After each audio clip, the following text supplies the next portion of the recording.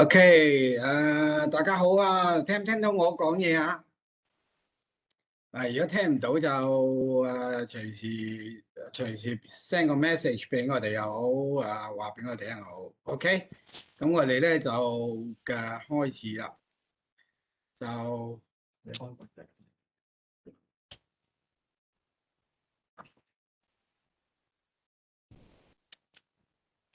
OK，今日個課題咧就係管理創新 Lean Six Sigma 管理嘅進一步發展啊，同大家去探討下呢個問題。我係 YK Chan，Chairman of Six Sigma Institute。咁咧，我係一個工程師by profession，不過咧就過去嗰十幾廿年都係做 consultancy 比較多啲。咁主要嚟講咧，我哋而家即係個 qualification 去講得呢個 seminar 咧，就係 Six Sigma MBB 啦、Lean Specialist 啦，同埋 TOC ICO 嘅認證實施專家啦，咁樣啊。咁TOC 咧就係叫 Theory of Constraint 制約理論。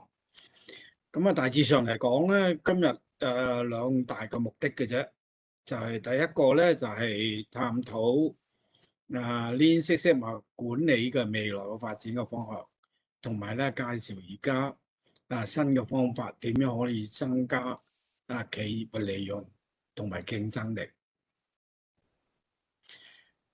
咁內容咧包括呢11項啦，即係即係點樣配合呢個工業4.0嘅發展嗰度開始咧，去到咧就係我哋精益綠色麻進一步發展嗰個整體性改善係點樣做法，咁大致上係咁樣啦嚇。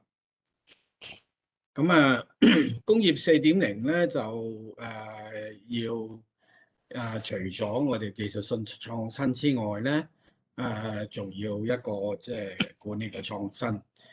咁工業4.0咧就係第四次嘅工業嘅革命啦。咁因為第一次咧就係講緊一個蒸汽機同埋鐵路嘅技術嘅革命，第二次就係流水線同埋電力嘅技術嘅革命啦，第三次就係計算機同信息技術嘅革命，而家第四次咧係人工智能啦、清潔能源啦、機器人技術啦、量子信息技術啦、虛擬現實啦，同埋生物技術為主嘅全新嘅一個技術嘅革命。咁如果我哋睇翻咧達到工業4.0嘅路徑嘅話咧，咁咧呢度咧就有兩個嘅 curve 啦，一個咧就係而家嘅機構嗰個發展啦，同埋一個新開機構嘅個發展啦。咁裏邊有少少 time lapse 嘅，就係即係你點樣能夠好快去 adopt 啲新嘅技術咧，係有關係。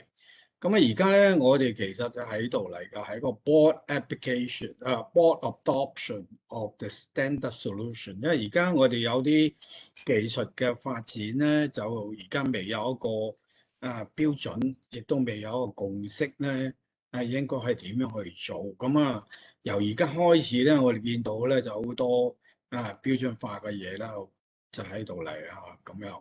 咁所以咧，我哋而家咧。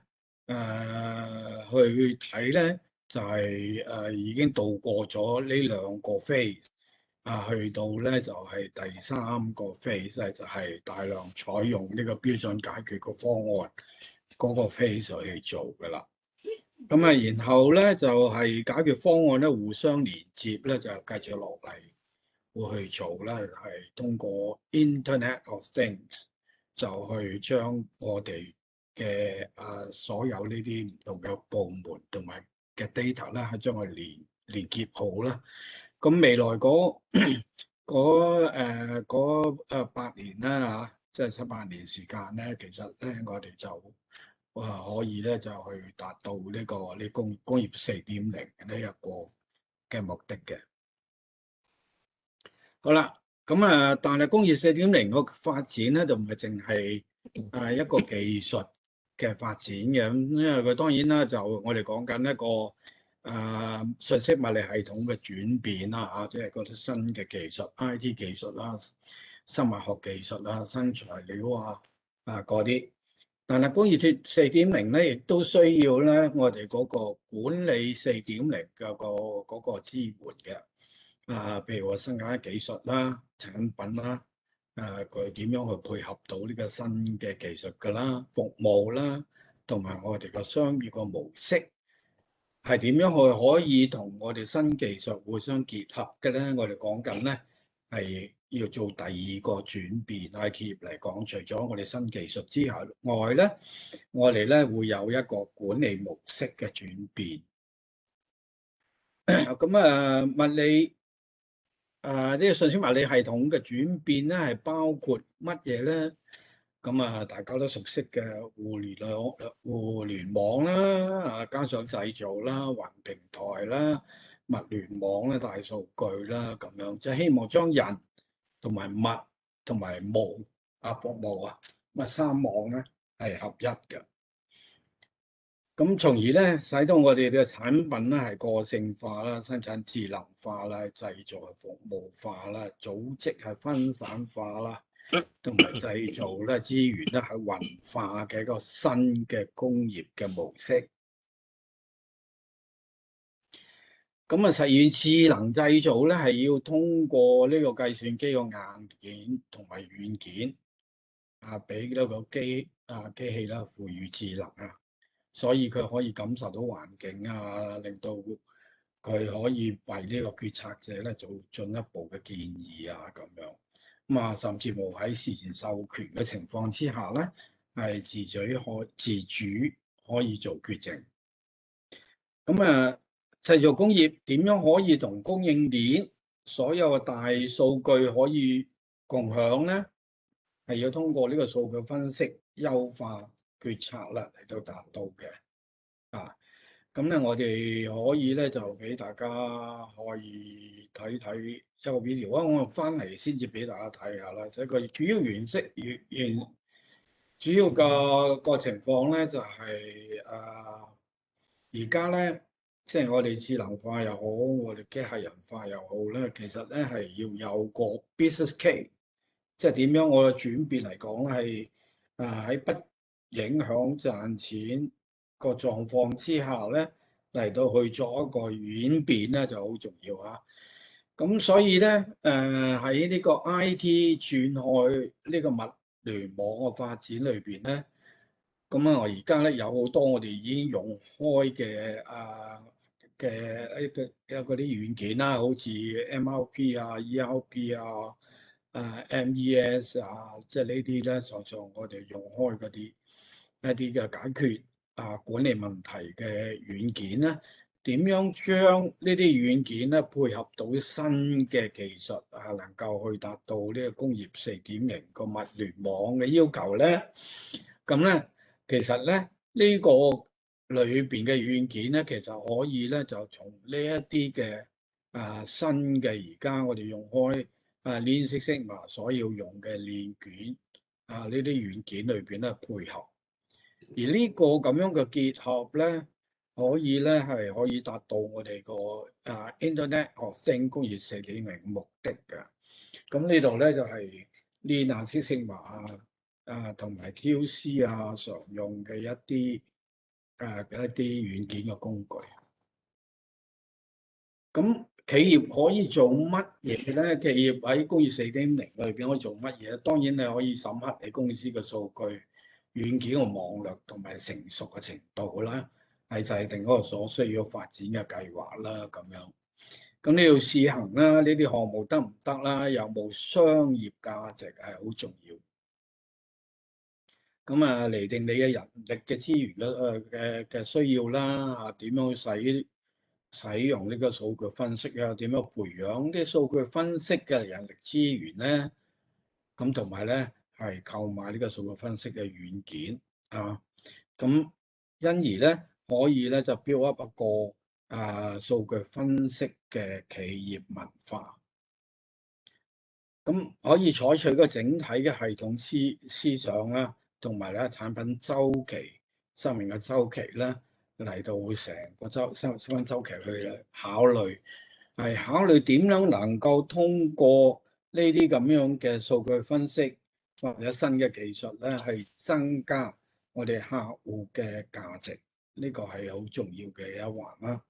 咁所以咧，實際上一個最快可以達到咧，就係我哋點樣可以喺個產業鏈裏邊同其他嘅組織咧，可以成為一個共享嘅平台啊。譬如話咧，嗰啲數據咧係互用嘅，所以咧我哋即刻知道咧我哋銷售嘅狀況，所以咧我哋跟翻銷售嘅狀況去做生產，咁樣咧。令到我哋嗰個嘅生產嘅週期咧，係將會大大地縮短。咁我哋頭先講啦，我哋除咗呢個技術嘅轉變之外咧，其實個管理嘅模式嘅轉變咧，要配合呢個技術嘅轉變嘅。咁因為呢個嘅轉變咧，會令到我哋產品嘅生命嘅週期啦，係可以縮短啦，咁差異咧可以變大啦。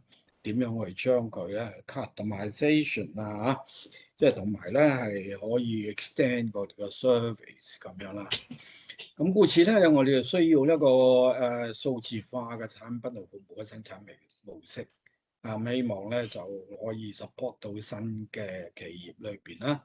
咁所以喺管理嗰方面咧，要喺業務流程同埋業務嘅組織咧，要 re-engineer 去 support 呢個工業4.0嘅發展。咁大致上嚟講，喺管理轉變咧有8個重點啊！呢度8個重點咧係 support 我哋個technological changes 嘅嚇。咁包括咧係time to market 啦、supply chain 啦、demand 點樣 match 啦、quality 啦、labor 啦、OK inventory 啦、asset utilization 啦，同埋 resources 啦咁。呢啲咧都係要有一啲嘅轉變先至能夠 support 到我哋嘅企業㗎。呢啲咁嘅轉變咧，呢啲轉變頭先個8大嘅轉變咧就係呢啲啦。咁呢啲轉變咧可以用乜嘢去作達成嘅咧？達成有啲咩目標咧？其實咧喺呢個指導過程裏邊啦，可以通過即係有理論啦嚇，同埋生產控制嘅方案咧。可以達成㗎，咁資產利用咧可以咧通過精益 TPM 啦、TOC 嘅5個專做步驟啦，存貨咧可以咧精益嘅 JIT 啦或 TOC 嘅存貨管理嘅方案啦，質量咧可以通過6 Sigma 啦，人工成本咧可以咧用精益嘅 Cell 啦，點樣去將我哋嘅工作自動化啦。供求與同埋供求嘅相配合啦，點樣利用精益嘅 pool 啦、DOC 一個供應鏈嘅方案啦，點樣發展呢個市場開發到發展嘅時候呢個 time to market 咧，點樣可以減少咧？咁可以利用咧 TOC 嘅關鍵鏈嘅方案啦，售同埋售後服務咧。亦都可以用 TOC 嘅銷售嘅方案嘅。咁你睇到咧，就喺嗰個管理嘅轉變咧，就會用到呢3大嘅而家行之有效嘅管理嘅改善嘅方法。咁有 Lean 啦，有 Six Sigma 啦，同埋有約束理論。OK，如果佢管理嘅轉變咧，可以令到企業咧基業長青嘅，即係點樣能夠將我哋嘅企業咧係一個持平嘅成長裏邊咧，係令到我哋企業咧係一個躍升嘅成長啦嚇，創造一個新嘅局面啦。呢啲點樣可以令到我企業可以達到咧？呢個咧就係我哋管理嘅轉變裏邊咧。係要做嘅嘢，咁咧就我哋需要咧有啲快速改進嘅一啲工具，去達成呢一個飛躍成長，令到企業飛躍成長嘅目標嘅。咁我哋咧係講講乜嘢係綠色碼咧？綠色碼咧個最新嘅定義咧，其實佢係一個商業嘅戰略嚟㗎。而呢個商業嘅戰略咧，係可以通過綠色碼呢種方法去實現我哋顧客嘅滿意度、員工嘅滿意度同埋收入咧係最大化。呢三個目的。咁乜嘢叫做精益咧？精益嘅新一個嘅concept咧，就係佢係一個系統嘅方法啦。咁但係佢咧就係涉及每一個人喺組織裏邊咧，都係去調動佢嘅積極性同埋佢嘅創造力嘅。OK，咁主要目的係消除企業裏邊咧任何地方所有形式嘅浪費。精益已經大家知道咧，係比普遍咧認為世界上最有效嘅業務改進策略之一嚟嘅啦。呢個咧就係Arnold咁樣，佢咧就發明 Toyota Production System 嘅。佢話乜嘢叫做 Toyota Production System？佢話豐田嘅生產系統咧係喺乾嘅毛巾裏邊咧擰出水分。呢個咧就係我哋個 TOC 我哋個 TPS 啦，咁樣啊。咁即係換句話講咧，其實咧過去嗰50年、60年以來咧，Toyota 佢無所不用其極，係將個成本咧係將佢降低嘅。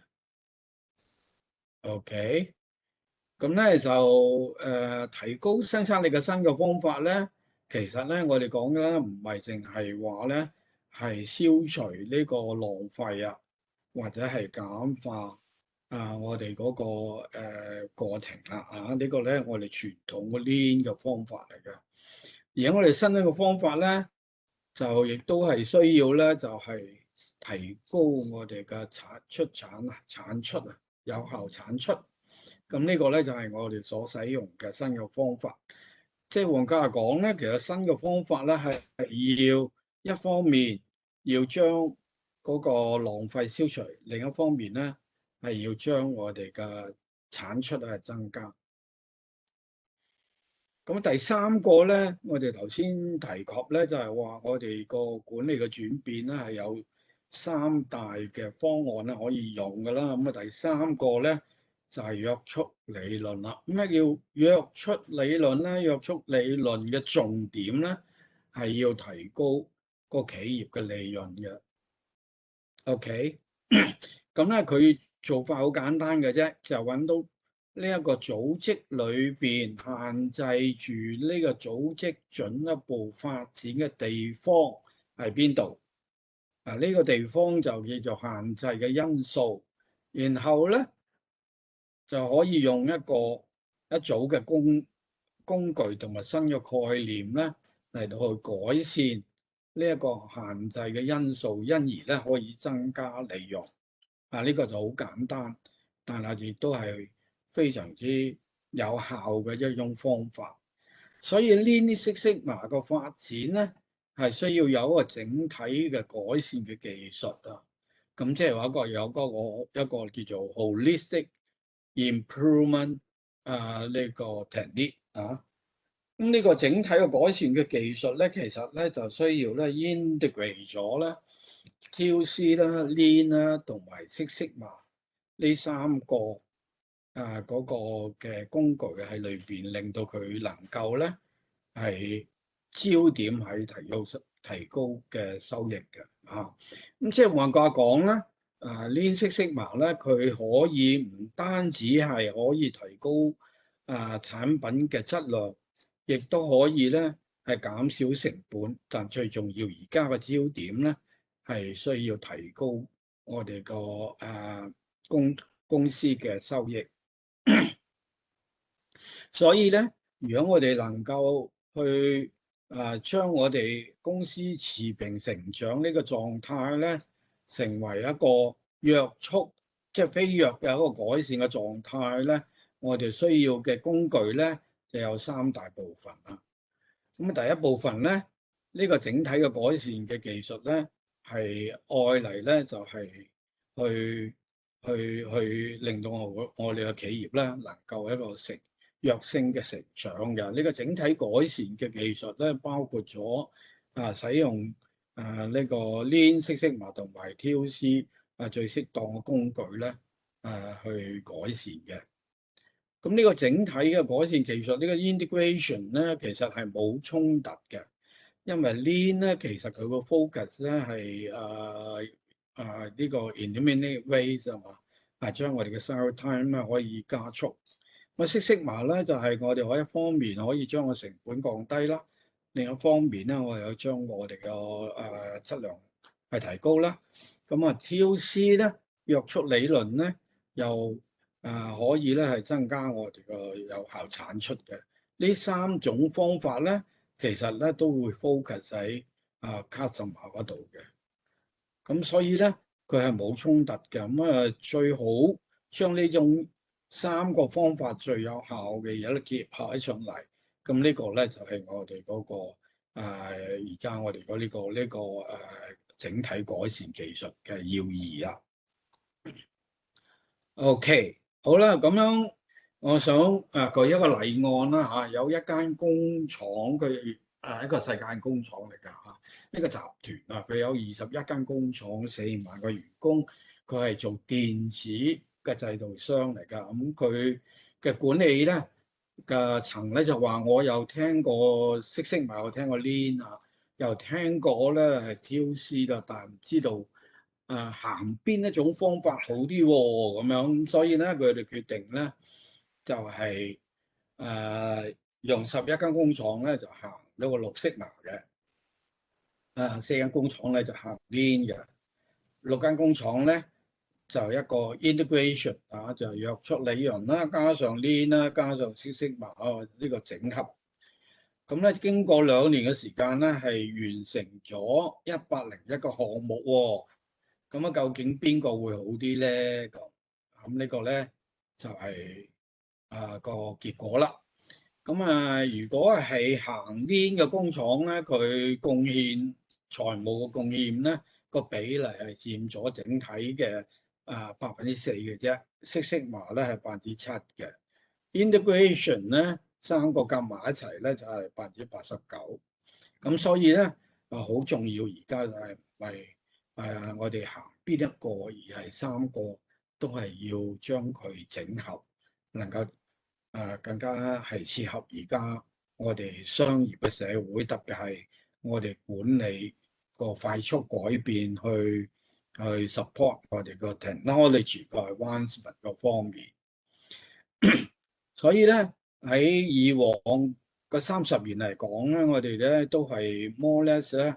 就係去 focus 去降低我哋嗰個嘅 input 咁即係話咧，我哋嗰個生產力我哋嗰個嘅efficiency 啦，我哋嘅成本啦，咁樣等等呢啲咧，就係我以往做嘅。咁而家咧，我哋咧就係要加上即係要 focus，唔係淨係 input，要睇 output，即係點樣增加我哋個產出，用翻而家嘅資源去做到咁樣嚇，咁呢個生產力咧可以咧有突破性嘅成長嘅。咁所以咧，我哋而家咧就喺度啦，個焦點咧係提高個收益喺呢度嚟。咁點解要提高個收益咧？咁我哋睇下啦。我假定呢個咧係一個 P&L 嚟㗎，profit and loss account 簡化咗版本。譬如話咧，我哋而家咧就係聚焦於降低成本20%嘅時候，我哋個利潤會增加幾多咧？呢個咧係一個假設嚟嘅啫。咁同其他都差唔多。我想問下大家啦，如果我要減成本嘅材料成本，可唔可以減低㗎？唔容易㗎嚇，因為材料嘅成本應該係市場去決定㗎。我哋咧未必能夠有效可以將我哋嘅材料成本減低啊。直接嘅人工可唔可以減低啊？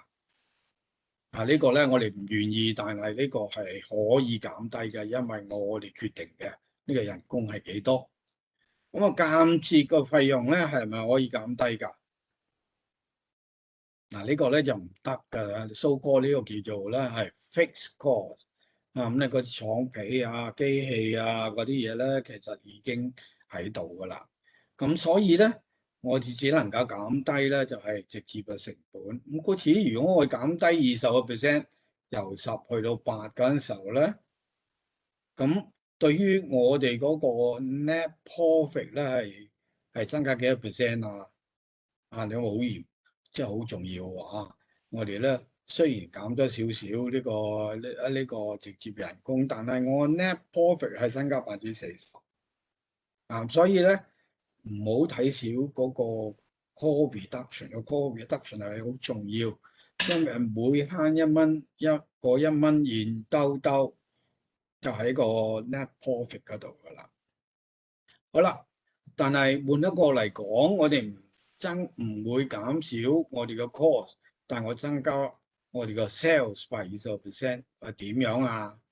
咁因為咧點解咧呢度咧減少呢個 cost 咧係有限制嘅，我哋唔能夠年年將呢個 cost 將佢減低噶嘛，所以有個 limit 嘅。咁所以如果我哋調轉嚟講，我哋將個 sales by increase 20%，會係點啊？咁我哋睇下咯喎，咁呢而家呢個咧就變咗120咯喎嚇。咁proportionally 就增加材料20%，加人工20%。咁你睇到咧，我哋而家咧 profit 係16嘅，就唔係5啦。16咧除以5咧就220%喎，唔係40%喎。咁所以咧，我哋呢一個嘅 impact 對於我哋公司嚟講咧，係重要過降低成本啦。OK，而且呢個咧係冇 limit 嘅，呢個咧係冇限制嘅。所以咧，我哋個 focus 咧就喺呢度啊。咁當然你能夠由一方面降低成本，又一方面增加個 sales 咧，咁更加高啦。呢個淨利個百分比就更加高啦嚇。所以我哋突破性嘅增長嘅方法咧，其實咧係要咁樣要第一個要增加我哋嘅產出。咁點解要增加我哋產出咧？因為每個企業咧都有隱藏嘅生產力嘅，隱藏嘅產能。我哋咧喺唔增加咧我哋個資源底下咧，可以咧係將我哋嘅隱藏嘅產能咧，將佢挖掘出嚟。呢個係 number one，我哋可以做嘅嘢。第二，當然我哋可以消除浪費。OK，咁同埋咧使用而家資產咧，嚟到增強產能啦，呢種3個方案咧，就可以令到我哋嘅企業咧飛躍成長嘅。點可以確保企業穩定又加速增長？呢個得唔得嘅咧？咁咧，我想大家咧就睇一睇一個研究嘅報告啦。呢個咧就係Jim Collins 哥倫比亞大學嘅教授，佢研究咗Fortune 500公司，世界上最賺錢嘅公司啊。咁咧佢就發覺有16間咧，佢30年都賺錢嘅。呢16間嗰個成長咧，呢條曲線咧就係好似你喺呢度嚟㗎啦。呢個咧就係30年前用1蚊嘅股票，而家咧呢16間公司咧，其個價值係471蚊。OK，咁Fortune 500公司佢個 general market 只係56蚊嘅啫，即係佢差唔多高9倍啊。咁同埋咧，佢呢個係16間公司，比對佢嘅競爭者譬如話可口可樂同呢個百事可樂、麥當勞同 Burger King，咁咧佢哋個幅度咧，呢個471咧，呢個咧係93嘅啫，即係話咧就差唔多咧5倍啦。OK，咁樣嘅話咧，呢16間係啲咩公司嚟嘅咧？呢16間，咁咧我就想俾大家咧睇一睇下，呢16間咧就有呢個 General Market 喺度啦，Merck 啦最大嘅藥廠啦，可樂啦喺呢度啦，同埋 GE 啦係119倍嘅，同埋 Intel 啦係309倍啊。咁啊，而家咧有呢間公司咧咁高嘅喎，呢間係乜嘢公司啊？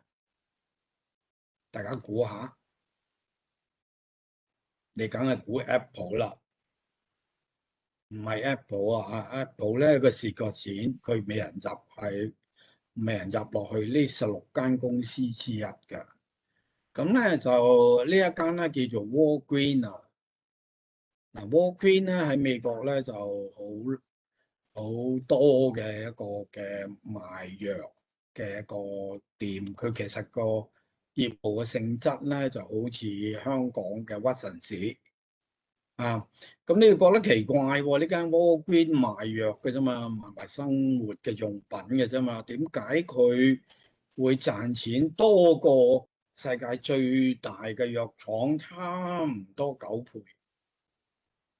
咁呢個咧就證明咗咧，其實咧你增加嘅銷量啊係冇一個限制嘅，明唔明啊？但係咧你做減成本咧有限制嘅。咁呢個講明咗咧點解我哋咧係要去focus 咧去增加我哋個 throughput 啊。咁啊點樣可以咧突破而家管理嘅瓶頸嘅咧？咁我哋咧係要用整體嘅系統去做一個管理嘅。咁要做聚焦於咧係應該做嘅嘢，唔好樣樣都要做，同埋咧整合而家世界最成功業務提高理論同埋方法。咁呢個咧就係將佢結合咗上嚟咧，呢一種嘅技術咧就叫做 Holistic Improvement Techniques。呢個嘅 technique 咧係達到佢最終嘅企業目標，就係而家同埋未來咧都係獲利同埋成長嘅。嗱，要達到呢個咧，有2個條件係缺一不可。咁啊，第一個咧就係而家員工啦，同埋第二個咧就係我哋嘅顧客啦。所以呢3個咧其實係相輔相成嘅。好啦，點樣以一個系統、整體系統嚟到去做管理咧？咁咧由而家咧我哋就推崇於咧就係Internet of Things，即係話咧喺嗰個 supply chain 裏邊咧，應該咧嗰啲資料咧就互通嘅，大家共享就會就好啲啦。咁喺以往嚟講咧，我哋就會啲資料就喺我度啦。我做生產，我做 manufacturing，我就攞到呢啲資料啦。我嗰個efficiency 點啊？我嗰啲人工點多啊？我哋個利潤幾多啊？等等都係睇翻我哋自己呢度嘅啫。嗱，而家咧要支持呢個管理進一步發展嘅話咧，咁樣係唔足夠嘅。我哋咧要希望咧整體睇到嗰個結果係點樣，先至能夠咧大家咧 win win win 嘅去做生意嘅。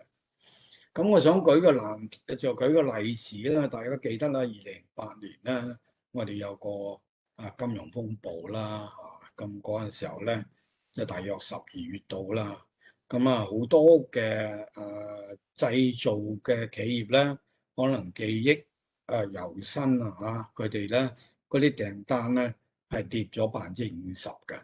咁呢個咧電子公司咧亦都唔例外啊。佢哋跌咗50%啦，由呢度佢就跌咗呢度。咁而家咧管理者咧就唔知道咯喎。OK，咁出年點咧？出年係咪會 recover 咧，或者係平咧，或者係繼續跌落去咧？咁佢哋咧就唔知道。即係應該係點樣去決策。咁咧就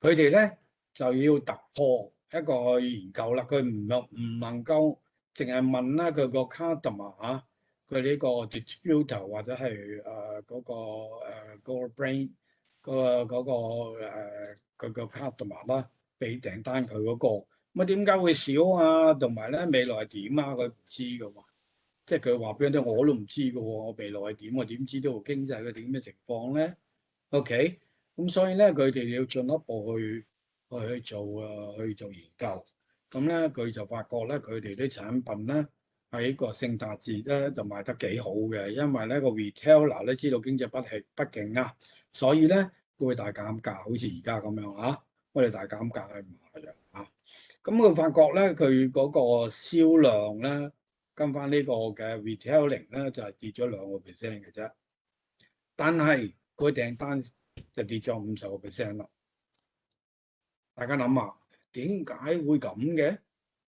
嗰啲嘢又唔係賣得少喎，點解個訂單冇嘅？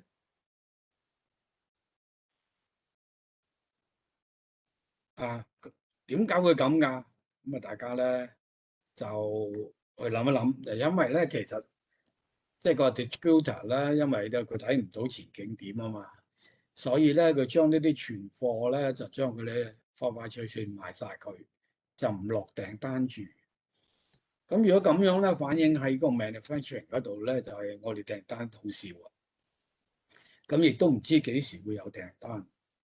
OK，咁咧，但係2008年嗰陣時，好多工廠咧，我哋喺珠江三角洲嗰啲工廠好多咧，就叫咗啲員工咧過年咧唔使翻嚟啦，即係趁機咧呢個時間咧就會將個 workforce 咧將佢 reduce。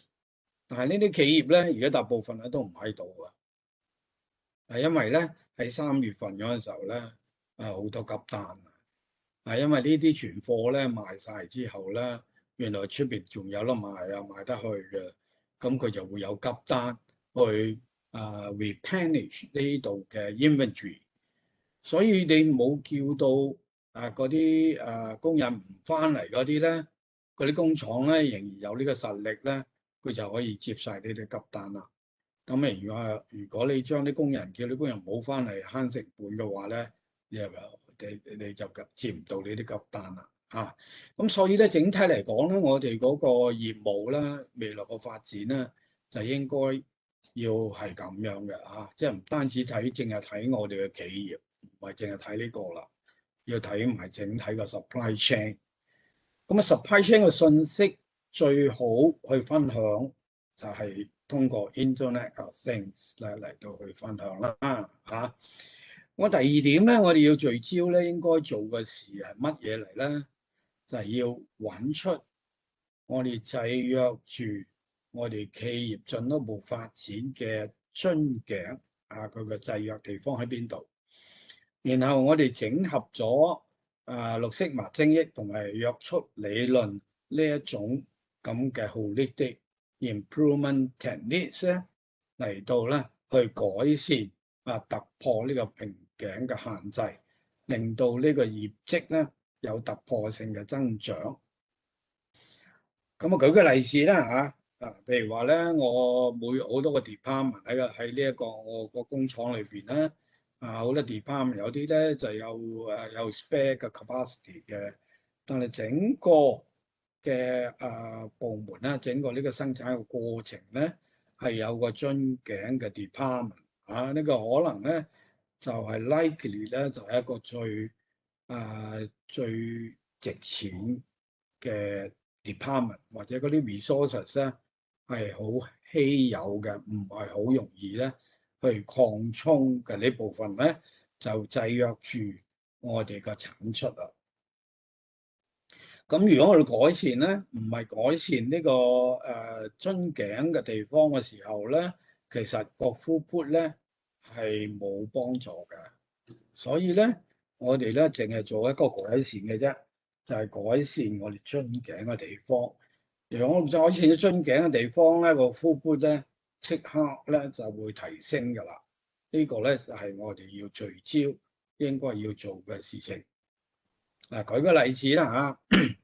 嗱，如果我哋講緊咧，我啲產品咧嗰個 product mix 究竟點樣 focus 咧？我哋好多時候咧就會睇個 profit margin 嘅，同唔同意啊？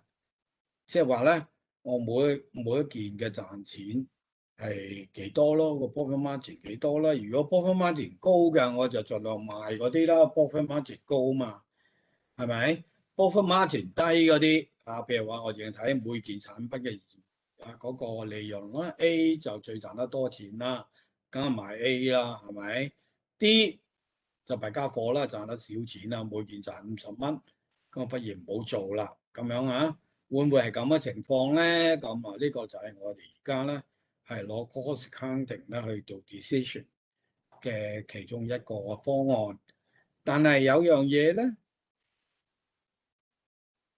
我哋咧唔忘記㗎，就係其實我嘅速度係幾多咧？我每時生產幾多件咧？A 賺得多錢，但係我每個鐘頭做得2件，但係 B 我做得4件。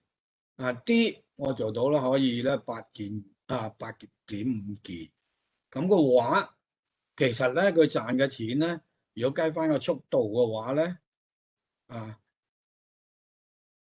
其實佢差唔多啊，即係嗰條曲線啊，賺錢嘅曲線咧，其實差唔多，因為咧呢度咧 A 又賺600蚊，呢個 B 呢度又賺600蚊，呢個 C 又賺600蚊，呢個 D 又賺600蚊。OK，咁當然 B 嘅高過呢個就賺得多啲啦嚇。咁所以我哋唔係淨係咧去睇個每件產品嘅現金金額嘅，仲要睇埋佢嘅 speed。OK，咁啊你會睇到咧呢條曲線咧會唔同嘅喎啊！呢啲係賺每小時可以賺300蚊，呢啲賺600蚊，呢啲賺900蚊，呢啲賺1200蚊啊！咁佢只得越接近呢啲咧，個賺錢嘅能力咧就係越高嘅。OK，咁如果我哋將我哋個產品啊個 profit mix 咧，將佢以速度同埋佢個 profit margin 去 match 出嚟嘅時候咧，我哋以前咧就係話，哦呢啲咧就係我哋最賺錢嘅產品啦，呢啲啦。但係而家唔係啦，而家咧我哋咧就會睇呢一類啦，呢一啲先至係我哋最賺錢嘅產品啦。咁所以咧我哋咧要去霍錢呢啲咁樣嘅product，OK，但係呢啲咧。我哋博得利潤高，但係咧，我哋嗰個生產時做啊，個生產率好低啊，所以咧，我哋個 improvement 咧就將呢啲咧個生產率咧將佢咧提高，呢一類嘢都係啦啊，咁樣，咁你會從呢個 product mix 裏邊咧睇到一個嘅改善嘅方案。OK，有一啲我生產好快。但係咧，我呢個嘅每件嘅食賺價好少，咁我哋係咪可以考慮咧提高呢個定價咧？咁你可以睇到好多嘅唔同嗰個 strategy 可以走出嚟啦。咁有啲咧就做得好慢，但係 profit margin 好低，呢啲就冇生產啦。呢啲咁嘅 product 就可以退出嚟啦。咁故此，如果你通過呢一個咁樣嘅分析嘅時候咧，你會睇到我哋唔係淨係咧呢啲先至賺錢嘅喎，其實呢啲都係賺錢嘅喎，呢度呢啲都係賺錢嘅喎，咁所以咧我哋揾到好多有可能性啦，去令到我哋公司咧會賺多啲錢啊，咁比較正確啲去睇呢個問題。咁通過呢啲咁嘅分析，好簡單嘅分析咧，其實咧。我哋可以咧係增加個 net profit 啦8%-3%嘅喎，好簡單嗰條。OK，好啦，咁我哋點樣去整體去將佢咧去整合咧？咁就係以呢個 Theory Constraint 為基礎嘅約束嘅管理嘅方法啦，加上 Six Sigma技術嘅應用啦，同埋精益管理啦，產品個調配嘅分析啦，好似頭先我哋 show 出嚟嗰個咁樣。咁同埋咧係有啲價值聚焦嘅管理啦，降低反應嘅時間理論同埋方法啦，新嘅 measure 啦，一個新嘅分析同註冊學方法啦，呢啲咧都係一啲我哋咧嗰個聚焦改善技術所包括要喺我哋嘅新嘅 Lean Six Sigma裏邊嗰個嘅範疇嘅。OK，咁好啦，呢個咧就可以，當然你可以去學呢啲課程啦。咁因為呢啲好快脆就見效㗎啦。好似頭先嗰個個 profit mix 嘅 analysis 啦，唔需要巨額投資就可以睇到咧，就增加3% on net profit 啊。咁你可以咧就揾我哋咧去幫手幫你嗰個機構去分析，同埋咧去建議幫助你能夠咧進一步快速地進展嘅。OK，咁整體嘅改善嘅預期嘅效果咧，如果我哋講緊 profit mark 呢個 profit mix 嘅話咧，一個月內邊咧就可以增加個利潤2至3%㗎啦。生產計劃同控制嘅解決方案咧，3個月咧就可以增加個 throughput 個有效產出20%，半製成品咧減少50%，生產周期嘅縮短咧可以減少50%，準時交貨率咧可以提升至90%。OK，咁其實咧好容易咧就係要將企業嘅績效咧係逐漸提高，喺4年裏邊咧可以提高30倍。All right，咁仲有一樣嘢就係，如果你有興趣，好似呢一個呢個咁樣嘅 bottom mix 嘅 analysis 咧，你俾一啲數據我哋咧，可以幫我哋用個軟件幫你咧，就係免費去分析，俾翻一啲方案嚟，同埋一個嘅估計嘅收益俾你參考呢個有興趣嘅請聯繫我咯。OK，整個嚟講咧，Lean Six Sigma咧，佢經過30幾年嘅發展咧，佢已經發展成為一個整體改善嘅技術，佢係一個行之有效嘅方法嚟㗎啦。咁咧必須要注意咧，就係呢一種整體嘅改善嘅技術咧，係需要咧聚焦喺系統性嘅改善，唔係一個局部嘅改善啦，係成個系統去睇個問題嘅。咁必須要將呢3個工具咧係結合埋一齊，先能夠迅速咧可以解決呢個企業進一步發展嘅瓶頸喺邊度。咁咧通常咧我哋會喺個operating 嗰個層面裏邊咧去開始先，由策略個層面去睇問題，但係改善咧喺 operation 個層面從而咧通過呢個局部改善可以提高到一個整體嘅改善。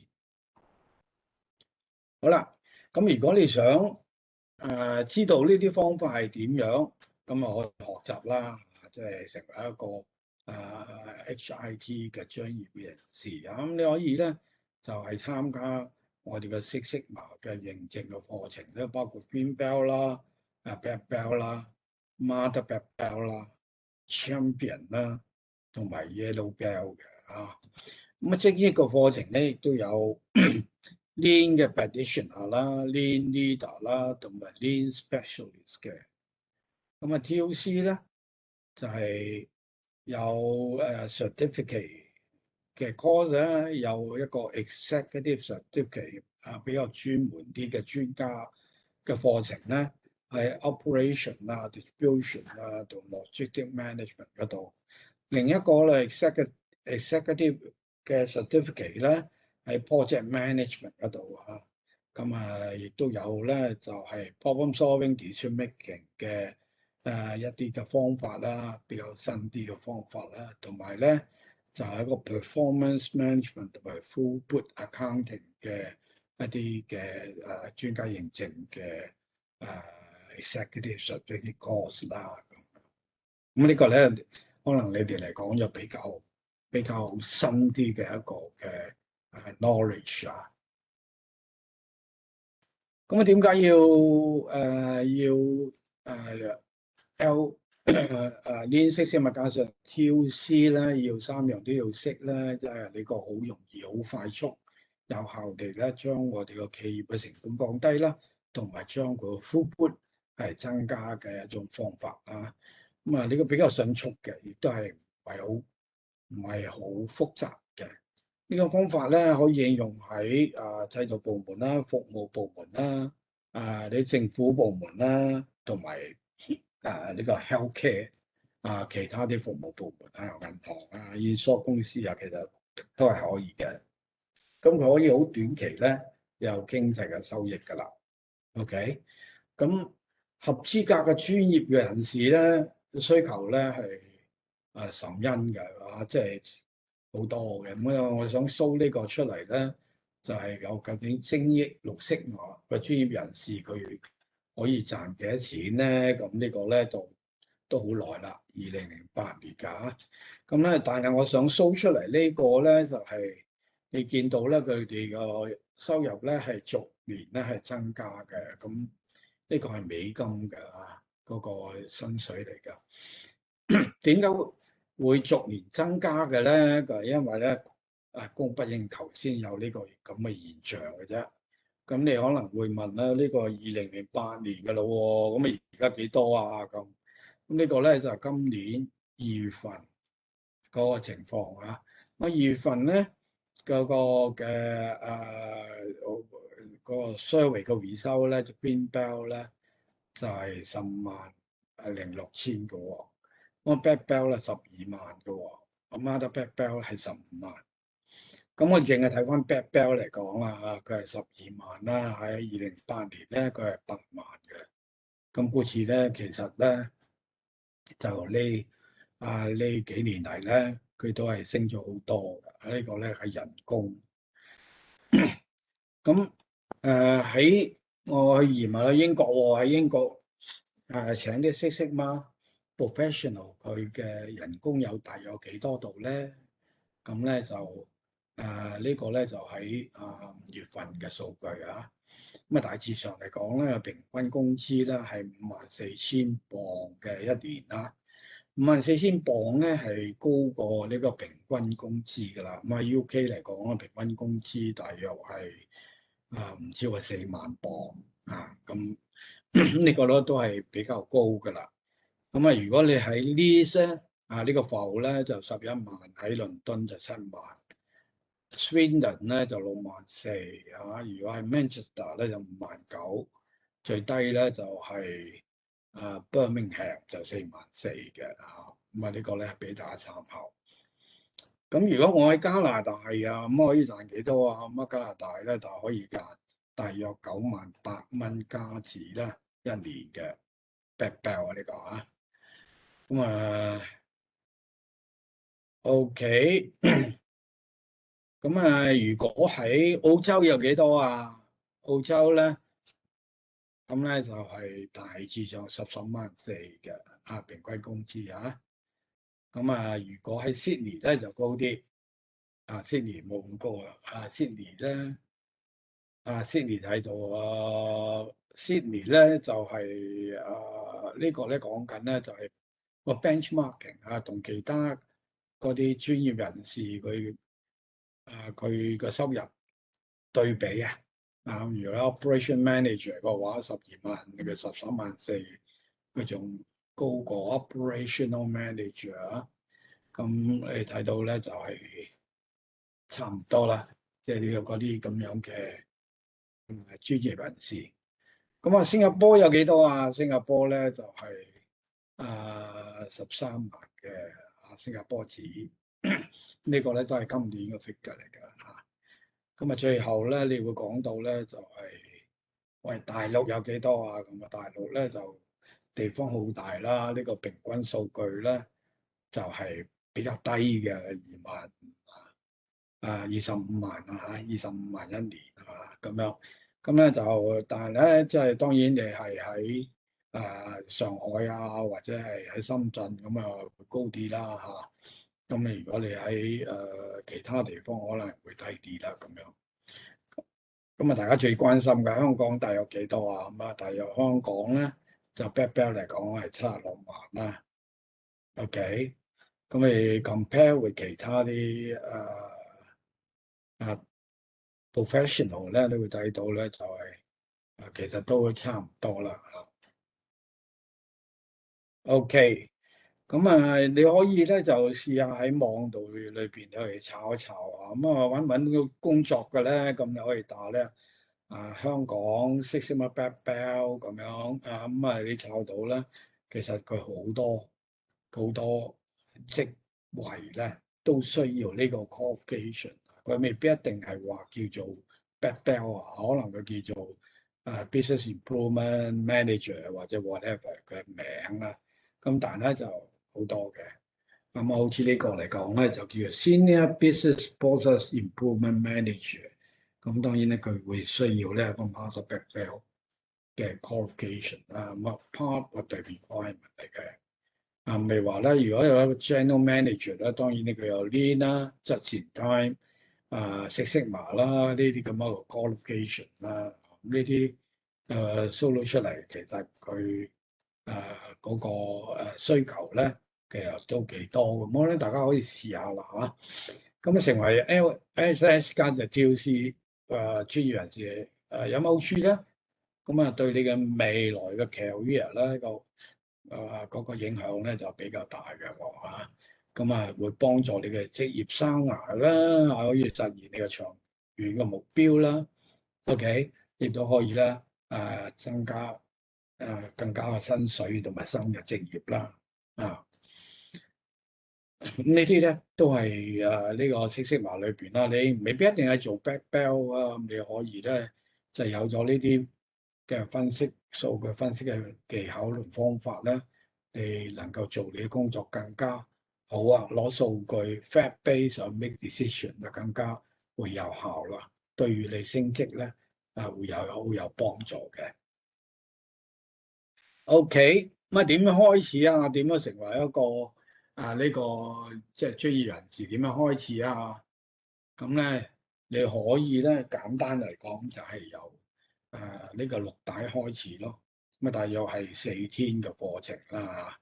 綠帶有4天嘅課程，咁啊先有4天嘅課程咧就唔係好貴嘅啫啊。咁亦都可以咧就你可以用你公司申請為一個嘅企業會員啦。企業會員咧，我哋會有好多免費嘅諮詢啦，就係幫個企業咧係提高佢嘅業績嘅。咁亦都可以嘅揾我哋做 consultancy 啦。咁呢個比較最快嘅方法嚇，就可以達到一個飛躍成長嘅水平嘅。咁我大致上今日嘅即係個 presentation 咧到呢度為止啦嚇。我想問下大家有冇問題啊？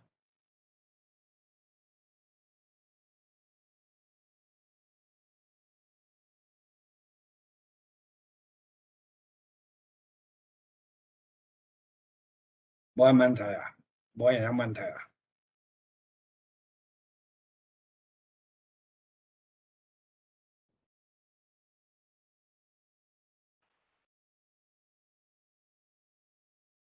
你可以寫俾我，亦都可以講㗎喎。OK，嗱，如果冇問題咧，你可以隨便啦，一係打電話俾我哋啦，一係咧就寫 email 俾我問啦，冇人歡迎嘅。OK，如果冇問題咧，今日就到呢度為止啊，多謝大家嘅時間。OK，拜拜。